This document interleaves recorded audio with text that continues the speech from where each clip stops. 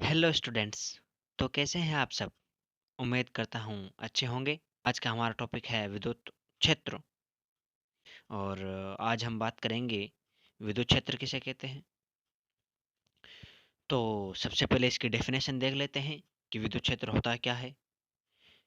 विद्युत क्षेत्र एक इस प्रकार का फील्ड होता है जिसके अंदर अगर कोई दूसरा आवेश आएगा तो वो अपनी प्रकृति के अनुसार आकर्षण या प्रतिकर्षण बल का सामना करेगा, या तो उसको अट्रैक्ट होना पड़ेगा या उसको रिपल होना पड़ेगा। तो आइए डेफिनेशन देखते हैं इसकी। डेफिनेशन क्या होती है? तो जैसा कि आप लोग देख पा रहे हैं कि किसी विद्युत आवेश या आवेशों के निकाय के चारों ओर का वह क्षेत्र जिसके अंतर्गत कोई अन्य आवेश अपनी प्रकृति के अनुसार आकर्षण या प्रतिकर्षण बल का अनुभव करता है, वही आपका विद्युत क्षेत्र कहलाता है। किसी आवेश या आवेशों का निकाय, या तो वो सिंगल आवेश हो सकता है या फिर वो पूरा आवेशों का निकाय हो सकता है, और उसके चारों ओर का एक ऐसा फील्ड जिसके अंदर अगर कोई दूसरा आवेश एंटर करेगा तो वो अपनी प्रकृति के अनुसार या तो आकर्षित होगा या प्रतिकर्षित होगा।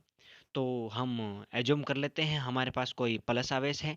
जैसे कि हमारे पास यहाँ पे एक, ये मैंने एज्यूम कर लिया, हमारे पास एक प्लस आवेश है। और इस आवेश का जो इफेक्ट है वो मान लेते हैं हम, इतनी इतनी डिस्टेंस पर इस आवेश का दबदबा है, यानी इसका इफेक्ट है। इतनी इतनी डिस्टेंस पर ये आवेश अपना इफेक्ट दिखाता है।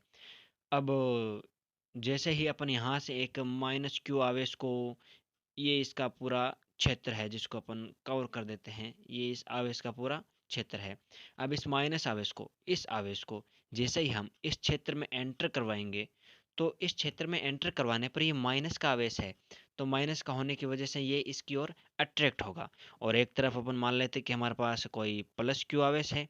अब अगर हम इस प्लस क्यू आवेश को इसके अंदर एंटर करवाएंगे, इस इलेक्ट्रिक फील्ड के अंदर एंटर करवाएंगे, तो ऑलरेडी हमने एज्यूम किया था कि हमारे पास जो आवेश है वो कैसा है, प्लस आवेश है। ऑलरेडी प्लस आवेश है, और अगर और प्लस आवेश आएगा तो ये अगला वाला प्लस आवेश इसको रिपल करेगा। और अगर अपन माइनस आवेश को इसके अंदर एंट्री करवाएंगे तो ये माइनस आवेश को अट्रैक्ट करेगा। अगर आप प्लस को प्लस के पास लेके जाओगे तो वो उसको रिपल करेगा। ऑब्वियसली बात है, ये तो प्रकृति का नियम है, समान समान को प्रतिकर्षित करता है और विपरीत को आकर्षित करता है। तो आगे हम पढ़ने वाले हैं विद्युत क्षेत्र की तीव्रता। तो विद्युत क्षेत्र की तीव्रता पढ़ने से पहले अपन एक छोटी सी डेफिनेशन और होती है, प्रेक्षण आवेश किसे कहते हैं। अपन उस प्रेक्षण आवेश की डेफिनेशन देखते हैं। दैट व्हाट इज द प्रेक्षण आवेश, what is the experimental charge. तो इसकी डेफिनेशन कुछ इस प्रकार है कि एक काल्पनिक सूक्ष्म धनावेशित कण जो ना तो अपने चारों ओर विद्युत क्षेत्र उत्पन्न करता है और ना ही किसी अन्य आवेश पर विद्युत बल लगाता है।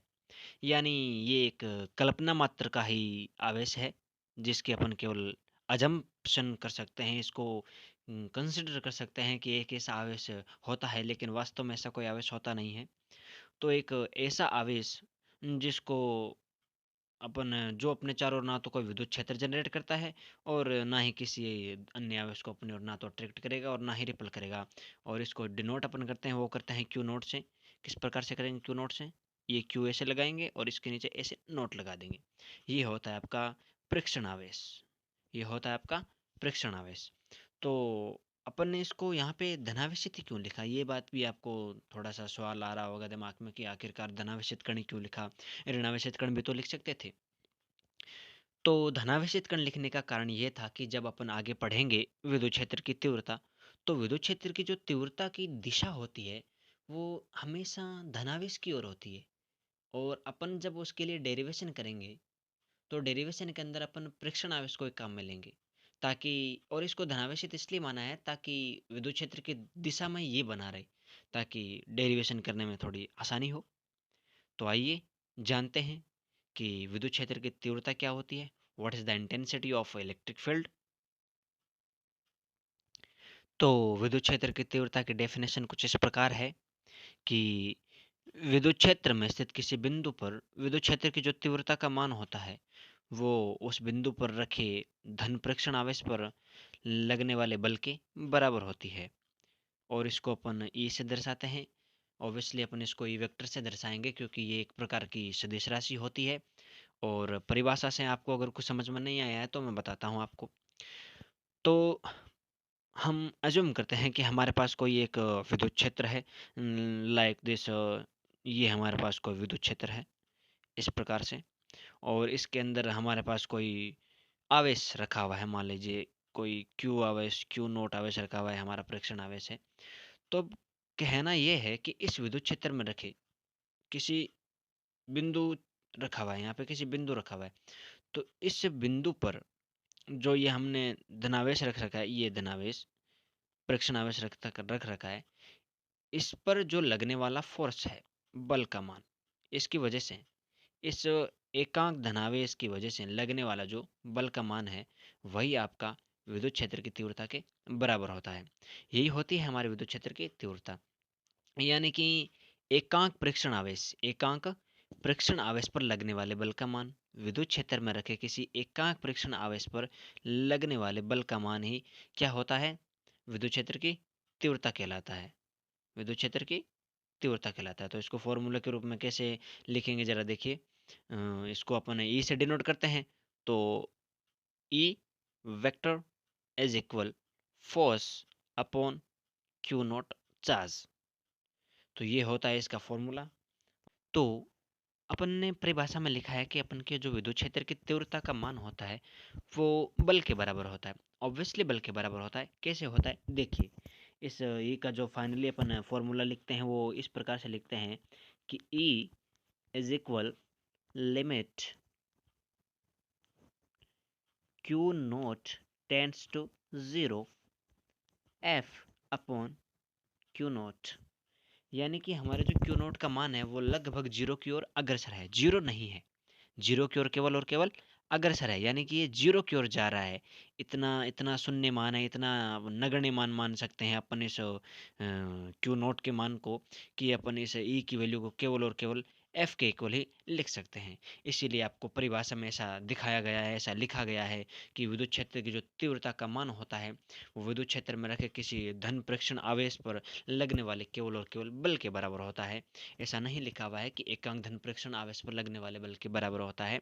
लेकिन जब अपन इस फॉर्मूले को देखते हैं तो इससे अपन ये पता लगा सकते हैं कि हमारे जो विद्युत क्षेत्र की तीव्रता का मान है वो एफ अपॉन क्यू नोट के इक्वल होता है।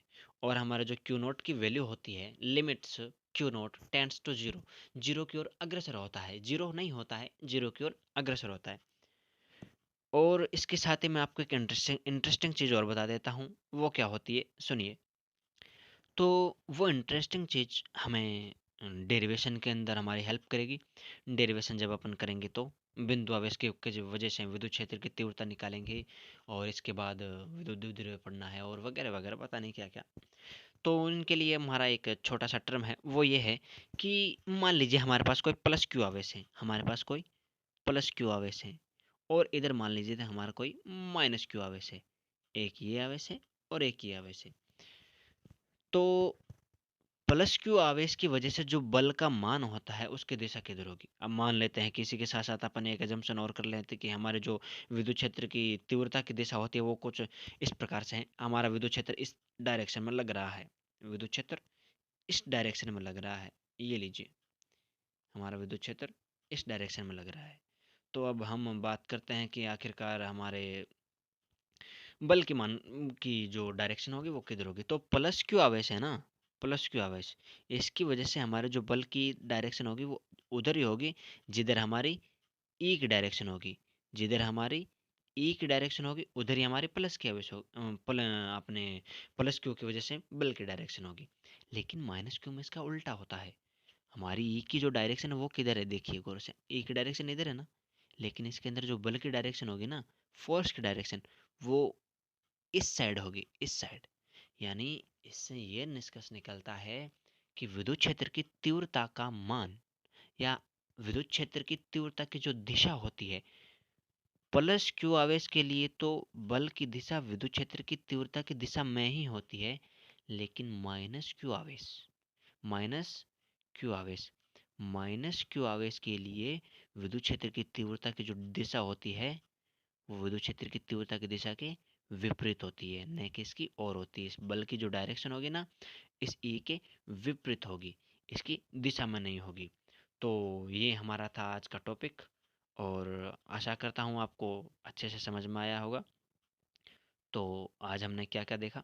एक तो अपन ने देखा कि विद्युत क्षेत्र क्या होता है और किस प्रकार से ये जनरेट होता है।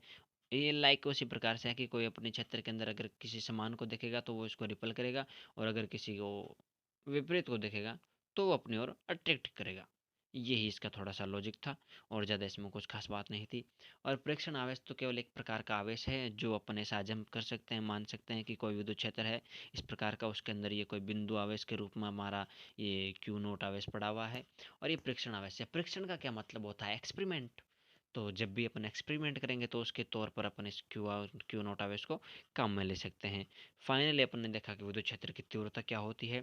तो विद्युत क्षेत्र की तीव्रता अपन सीधी सीधी देख लेते कि किसी भी विद्युत क्षेत्र है, और उस विद्युत क्षेत्र के अंदर अपन ने किसी भी आवेश को क्यू नॉट को रख दिया, तो उस क्यू नॉट आवेश की वजह से लगने वाला जो बल का मान होता है वही हमारी the intensity of electric field के बराबर होता है।